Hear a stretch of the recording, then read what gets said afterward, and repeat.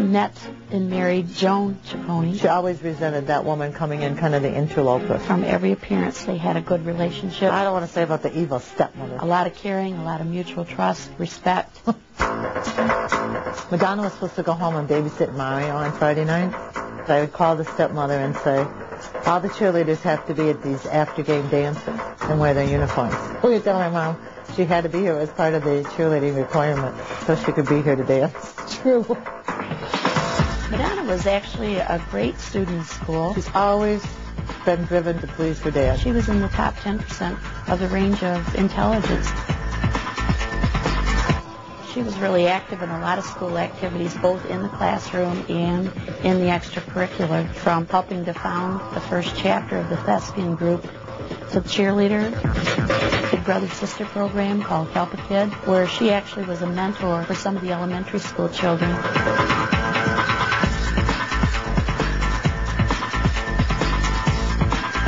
She was able to get along with all kinds of kids, from the very serious student to the most artistic. She blended in. Most of the time, like every other kid, she wanted to belong.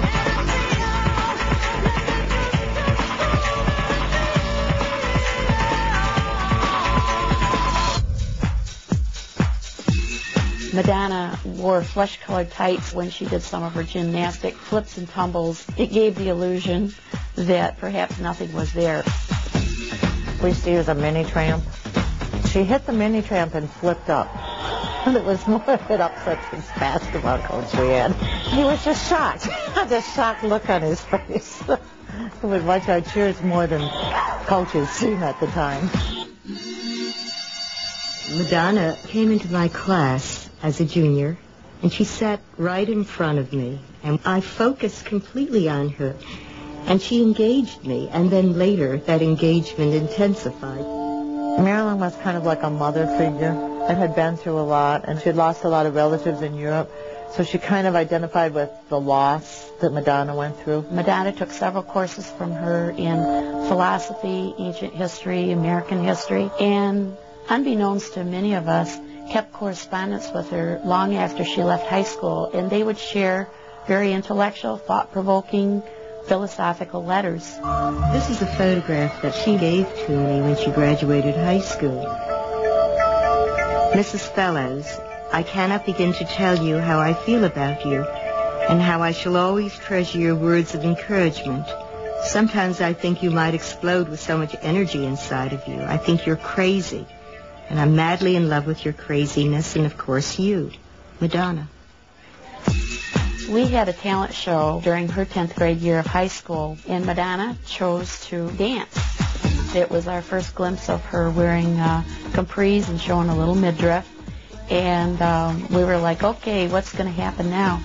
What did happen was she was a phenomenally great dancer, strutted her stuff, a little risque, but her dance quality and the art took over, and she was a hit of the talent assembly. She used to come in our office. We used to make her dance all the time for us. We'd put on music, and Madonna would give us a little dance recital on the spot.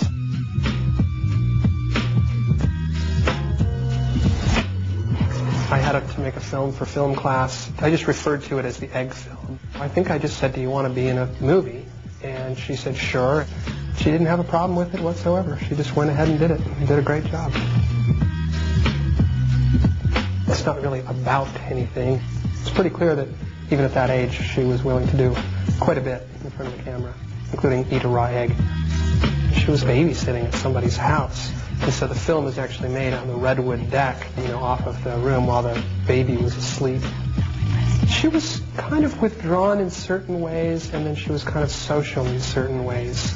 She kept to herself, but she was also a cheerleader, so she seemed to have almost like two sides to her personality. I don't think anybody could quite figure her out. She was a little bit of an enigma, and to me that made her all the more interesting. We used to drive around in my 73 Capri listening to my 8-track deck singing The Rise and Fall of Ziggy Stardust and the Spiders from Mars, which was her favorite album and my favorite album at that time. I remember loaning her Lady Chatterley's Lover, which, as I recall, she liked quite a bit, maybe a sign of things to come.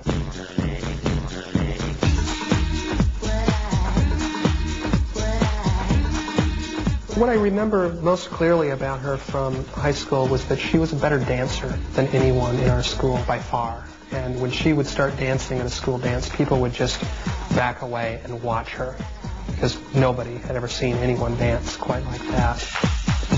The thing I believe that set Madonna apart from many of the other talented kids in school is that she worked longer and harder at her dance. She was the student who got in a car, drove 25 miles to Detroit, while other kids were maybe out goofing around. She was doing dance and practicing endless hours. I always thought she'd be a big dancer on Broadway with a major show.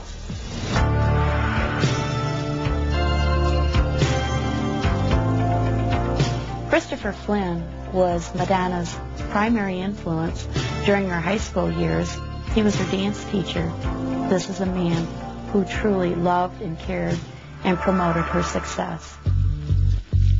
Story has it that Madonna used to go to some of the clubs in Detroit with Christopher Flynn, where she got exposed to a lot of different people, lifestyles, and got to see a variety of dance moves that were street. First time I saw Madonna, she was 16 years old. I was actually interviewing her ballet teacher to see if I wanted to bring him to the University of Michigan.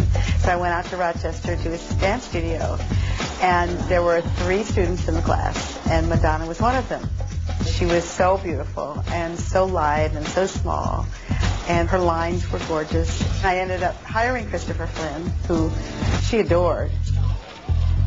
I guess the most memorable visit Madonna made to my office was during her senior year when she was applying for a dance scholarship at University of Michigan. I think Madonna chose University of Michigan and the School of Dance because Christopher Flynn was there, and he gave her great encouragement to follow along and basically sent the message to her, stay with me, I'll help mentor you, I will teach you. Coming up, the film that Madonna didn't want people to see.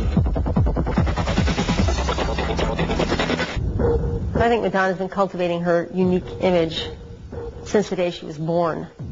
She has the soul of an artist. It's like she was her own canvas and hyper aware of what people were seeing and feeling about her. Madonna, I think, was always trying to get a reaction out of people.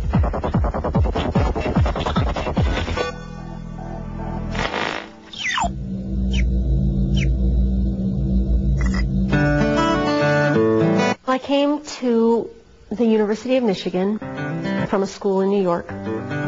I knew a couple of people, and we got an apartment together. There was a couple of guys and me, but I needed someone to share my room. And someone said, oh, there's a girl in the department who is looking for a roommate, too. I remember the first time that she came over, she was a little intimidating to me. She had a shirt on that was all cut up, like she had taken scissors and cut it up on purpose. She sat on the couch opposite me and kind of just took over the room. The 2 guys were like, just like staring, which of course I didn't like at all. We lived in a sort of modern high-rise apartment building called University Towers. She was fun to live with. Once we got to know each other, she could be so sweet and very affectionate, a lot of teasing, a lot of double entendre, a lot of a sense of being allies. She needed an ally. In the ground floor was Miller's Ice Cream Parlor, and we both got jobs there at the same time. And I remember the woman who hired us was this big woman named Barb, and she was really tough. And in the interview, she said, you girls have to wear bras. And so we had this big discussion when we got back up to the room. Okay, are you going to wear a bra? I mean, I'm not going to have her tell me whether I'm going to wear a bra or not, and that sort of thing. She could make anything look good, like an old man's shirt that I didn't want anymore, and she would raid it out of my closet, and she'd put it on, and I'd look at it, and I'd go, wait a minute, that looks really good. Why did I throw that out? And then, of course, she'd keep it. Hello, Junior. This is Madonna. Are you there? She scrounged everything she had. She borrowed. She stole stuff. She, it was all about obtaining. Down in the basement of Miller's was where they kept all the food. We would go down and get frozen fish and cans of soup and, of course, ice cream. And so that's what we lived on. I hate to say it. A night after we'd been out dancing, got home at 2 or 3 in the morning, she'd be up at maybe 8 o'clock in the morning, out the door, and in the dance department. She was an excellent student, very disciplined. I remember her standing always in the front row. She got into many major dances that we did that would normally not even cast undergraduates, much less a freshman. One of the highlights for me was the duet that I made for her with Josh Cabot, which is a kind of male-female confrontation, face-to-face.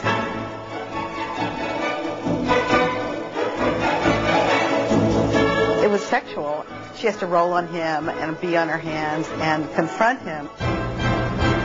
She really, I think, uses all of her power that she had then to do it. She was very, very small. I bet she weighed less than 100 pounds. And so she didn't have a lot of power and strength. There's a softness and actually a vulnerability that's really beautiful that comes out. There's no question in my mind that she would have been a professional dancer if she wanted to have gone that route. I remember going dancing with her and Christopher Flynn. Now, this is not something that I did. The Rubaiyat was the gay bar in town. It was the best place to go dancing. It was the only place to go dancing. That she could go discoing with her teachers as a freshman was kind of a big deal. I mean, freshmen didn't go out dancing with their teachers. The mission was, as you got to the dance floor, to clear the place out so that we would be in the center of the room and everybody else would just, cut us a lot of space. One time we were dancing together and we were really into it and having a great time, and she slugged me. She didn't intend to slug me, but she really nailed me good. She kept dancing, and I went in the bathroom and put cold water on my face till the swelling went down. And I went back onto the dance floor, and she seemed really impervious to that. It seems like if you were dancing with somebody and your hand made really strong contact with their face that you would know it, right? I think I told her, I said, hey, you slugged me, but I don't remember her being particularly apologetic. I first met Madonna in Christopher Flynn's ballet class. Madonna was, I think, a favorite of Christopher's, definitely. He liked to use her to demonstrate the way he liked the dancing done. I remember thinking, this kid's going to go somewhere. I had designed a dance that was based on a street scene, a theatrical dance. Madonna was a very theatrical performer. So she was one I asked immediately to be in my dance. Each dancer did a solo, and they would dance in front of their images. One of the photographs I took of her, she didn't think was flattering. It was a shot where she's sort of bending over and looking between her legs. It sort of showed how Madonna would try something just to be outrageous. It just was sort of her M.O. all the time.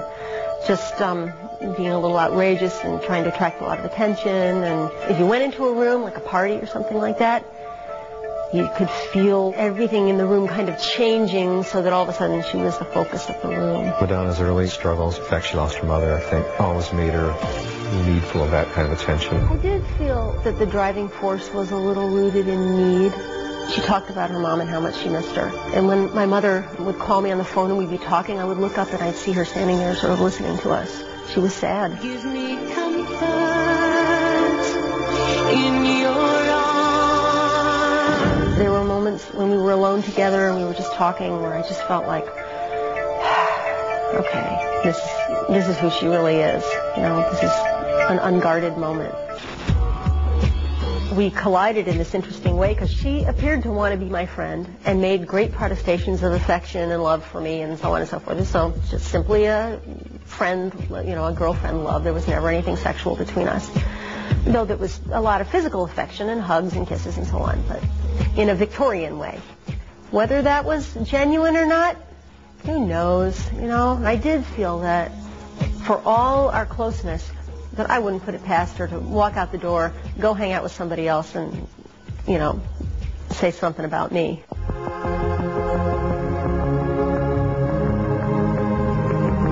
My sense of Madonna was that she didn't waste time. She didn't want to spend 4 years getting a degree. Her passion was herself, the project of Madonna. I think she was tired of the preparation work that goes into being a performer, and she wanted to go out and make her mark. She wanted to move on, which we supported. Madonna had decided to go to New York. She was a little nervous, you could tell. The last time I saw her and spoke to her was when we put her on the airplane. She had one foot out the door, I mean, in terms of our friendship.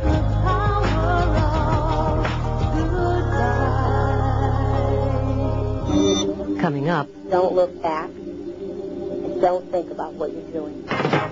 The film role inspired by Madonna's real-life struggle for success. I'll do anything for money. Because money is my love.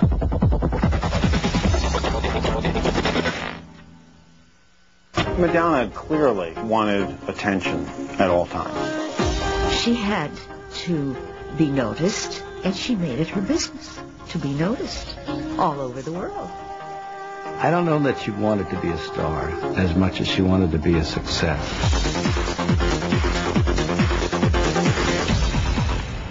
Secretly, I'd love to know what it feels like, Virgo. I first encountered Madonna at the University of Michigan at a scholarship audition for the American Dance Festival. We had about 80 dancers, and I saw among the 80 this very thin, dark little girl pushing herself around, working very hard, and I thought, that's interesting, let's take her. Toward the end of the course, she said to me, do you think you're going to need any dancers in New York? I said, Madonna, you've got to go home to Michigan first. And how are you going to get to New York? And how are you going to live there? She said, don't worry.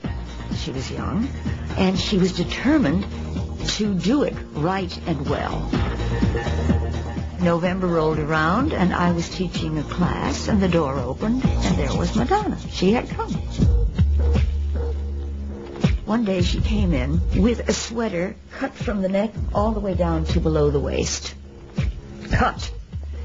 And a safety pin about a foot long holding this garment together, but it was dripping off of one shoulder. And I looked at her back, and I thought to myself, she's going to do something someday. She came with, I believe, one or two other people from Michigan. They found a closed-up synagogue where they were living, and I was worried about her. I got her a job at the Russian tea room in the cloakroom. The arrangement was that they would feed her, because I was really worried about how she's going to eat in New York. I had a small group of artists that met in my studio on 29th Street on Thursday evenings. So Madonna came, posed for me for a couple of times there, and from that we worked for about a year together. She was a Lower East Side girl, and her look was that. I was inspired by Michelangelo Sistine ceiling. I did a whole series of body drawings. From that, I worked on this idea of doing a series of Sibyls. Strike the pose.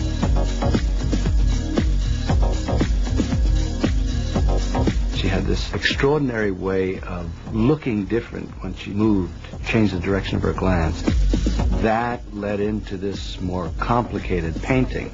It was a back view of the nude. I wrapped the stuff around her head, and it looked like a turban. There was always something very special about her beauty. It's mostly in the eyes, I think. She was very cooperative, but she wouldn't do it for nothing. This was her livelihood. She made a big $10 an hour. Lee Friedlander, who was a very prominent photographer, he would ask me to send him a model every now and then. Madonna was one of the models that I sent to him. He did a whole series of photographs of her. He'd gone to see this film, Desperately Seeking Susan, and he said, is that the same Madonna? And I said it was.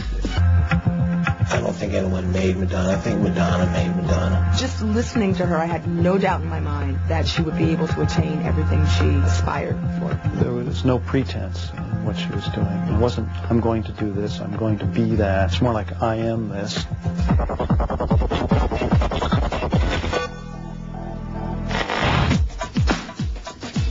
I called Madonna to say, hey, I'm coming to New York. She had this band. She said, well, I need a drummer. I've got a set full of tunes, and I actually have gigs. Now, I don't think she really did have the gigs at the time. We hooked up on the corner of 38th Street and 8th Avenue. There's this building converted to rehearsal studios. Madonna had secured her loft, and we went up, and she played me the songs that they had, and we just kind of jammed the first day. I was excited to find that she had written some solid songs.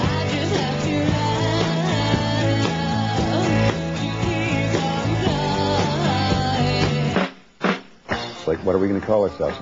Let's just call ourselves Madonna. It's a catchy name. It's kind of rock and roll. But Steve hated that. No, I'm not going to play in a group called Madonna. And she said, well, if we can't call it Madonna, my nickname used to be Emmy, so we'll call it Emmy. Her performance was probably, you grade it a 10 for energy and enthusiasm. She belted. She screamed. Shut the f*** up! The differences between the stage persona and who she was off stage, at least around me, was just there was more vulnerability. But there was also the softer kind of, I'm not quite sure what to do about this. I never hear her be that way in public. The magnetism theory of rock and roll is that, get really good and you find a record label A&R person that would say, oh, you guys are the cat's meow, and we kind of sucked. I mean, we didn't suck bad, but we weren't that good. After a crashing, thunderous ending, repeat. You kind of hear that. 3 or 4 people's hands clapping. I met Madonna in 1979. I had been working on a film at the time, An Artificial Light, which was about a group of disparate characters. Everybody in the film was essentially themselves. All the people wrote their own parts, and hers was a story about herself, using snippets of her poetry, almost fantasies of her transforming from walking down the street to this highly coiffed rock star. I mean, you get out of bed and you scratch your head, you stroke the cat, but you've got a rat. So you take a bath and go down the drain, but you're not afraid because you're not insane. She was enjoyable to watch because you knew you were getting the real person. And you weren't getting a veneer she put on.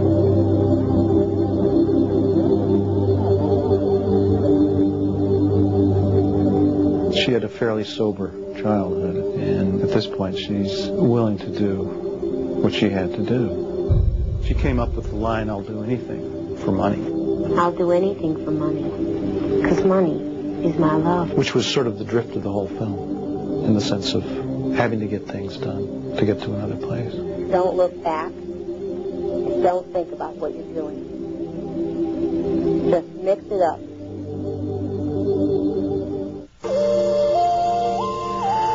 There had been some very lean and desperate hours.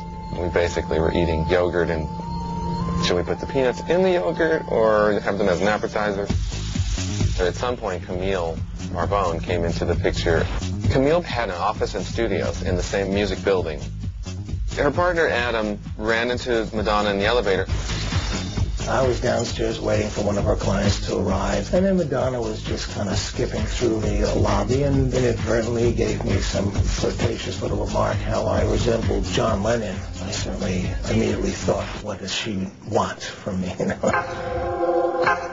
Madonna had asked me if I knew anybody that could help her, further her in her career. She had an energy about her.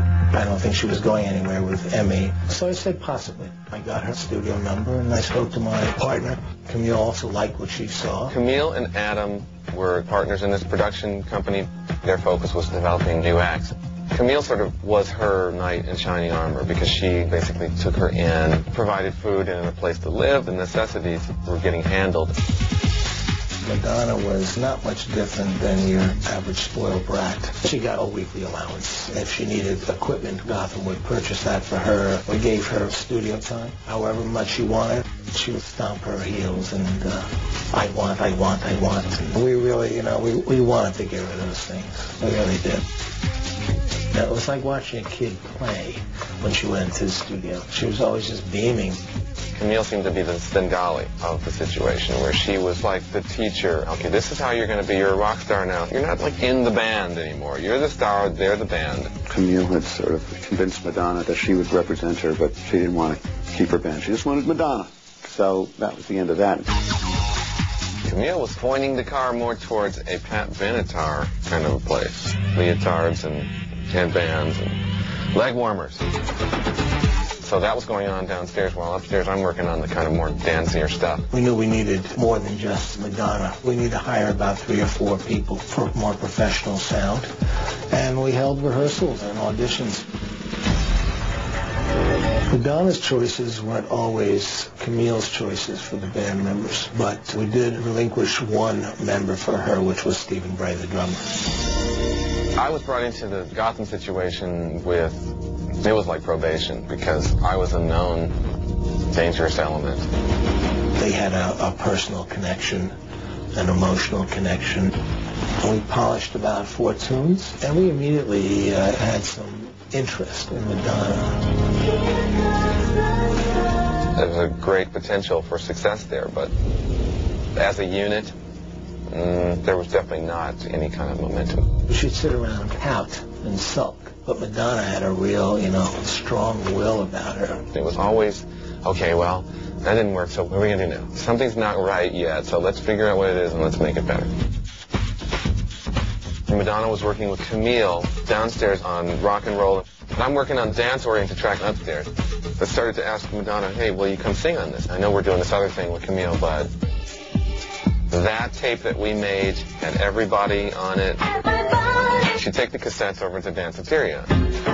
The first time I met Madonna was at a nightclub, and I remember seeing this woman out of the corner of my eye, and she was wearing a white dinner tailcoat, a white old crumpled shirt, some sort of white cropped pants. I think probably the third sentence she said was that I want to be the most famous woman in the world. And I just thought, who is this chick?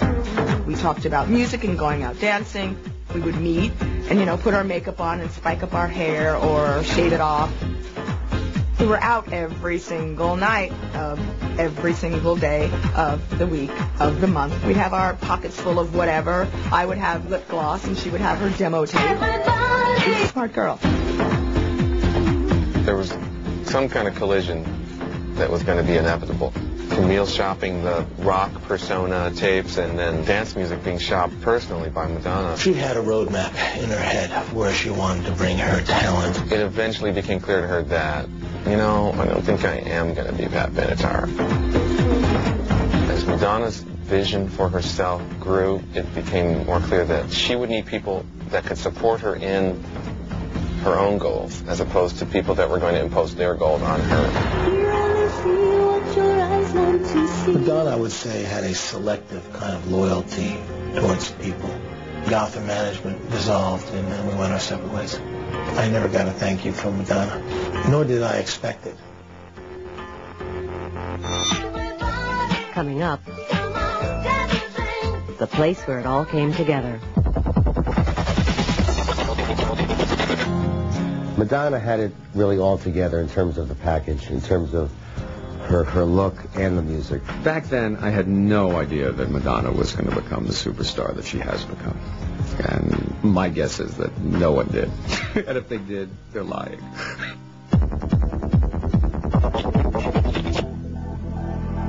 Hey, Mr. DJ. Around 81, we opened a club called Danceteria, which became almost like an Andy Warhol kind of scene where everybody who worked at the club were promising artists. Madonna would hang out, be one of the regulars there. When Madonna danced, there was always a group of people that would surround her and watch her moves. Madonna had come to the DJ booth with the cassette, and I gave it a listen and thought it was great. I remember being on the second floor and hearing her demo tape and dancing to it and feeling really high and happy. I liked it, and the floor liked it. People didn't say, what the hell is this? These tapes were going over real well at the club. I was doing A&R at Island Records, and I played the song for Chris Blackwell, who passed on Madonna. Also at the time, I had just finished working with David Byrne of the Talking Heads, so I had a relationship with the people up at Sire. I gave him $18,000. I said, try to bring me 4 or 5 or 6 demos. And the third or fourth thing that he brought me was Madonna. I was in the hospital, and I was so blown away by the one song, Everybody, that I asked him to bring Madonna to the hospital. She got a singles deal. I was really very excited because I figured, okay, there's got to be more than $6 in this for me. But there wasn't, because they wanted Mark to produce and not me. My producing career exploded. I wasn't left in the dust like a lot of other people. It's great to produce a record and watch it climb the charts. They approached me saying, Madonna is doing a showcase. Can you, videotape it? We got $1,000 to spend on it. I remember discussing with her, well, what do you want to do on stage? And then the light bulb, why don't you have some dancers? I remember her saying to me, yeah, I should audition some dancers. And then I said to her, I'll dance for you. And then she said, you can audition for me. I thought, all righty then.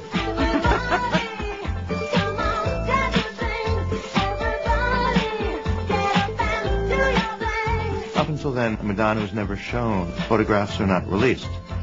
People thought she was a black singer.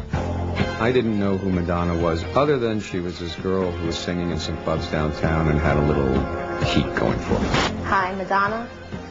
I'm from Detroit, and I'm 21. I sing my record. Well, I have 24 track songs that I sing live to, so the music sounds a lot like the record. This song that's out on the radio right now, it's called Everybody, and it's about getting people to dance and lose their inhibitions. So I taunt my dancers and get them to get up and do different things on their own. The look was very unique, so we were quite excited, and then she read. Look, Danny, you play games and I play games. We're both just too good at it. You didn't expect anything real to happen between us, did you? The role that Madonna came in for was to be a love interest girlfriend for the character of Danny. And she was supposed to be a nice, plain, simple, virginal girl next door. So where were you last night? You're supposed to meet me at 7 o'clock. I waited 45 minutes in the library. You did? Man, you see what I mean? You asked me out to see how long I'd wait for you when you wouldn't show up.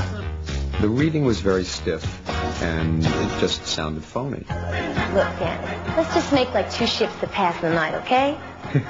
I don't think we have any regrets that we didn't choose her for this role. I think the regret comes that we didn't have the foresight to change the role and then hire her. But, hey, next. She just really knew that if she wants to get known, we have to get out there and perform. We'd go on these long road trips and do these track dates or television shows. See, we were used to dancing in New York. Once you leave the vortex of New York City, the world kind of is a different place. Here's Madonna and Everybody. Madonna needs an audience, and that was evident.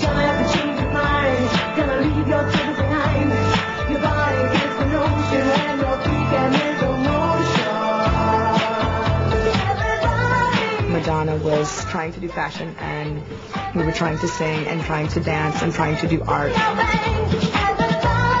She really wanted to be a solo artist. She really wanted her audience to see who she was. I'm doing what I want to do, all right? And I know you're going to like it. All right, we're going to take a holiday.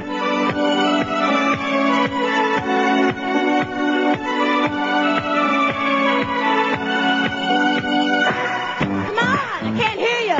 Ooh, yeah. There weren't any female artists happening at the time, so she really kind of had the whole stage to herself.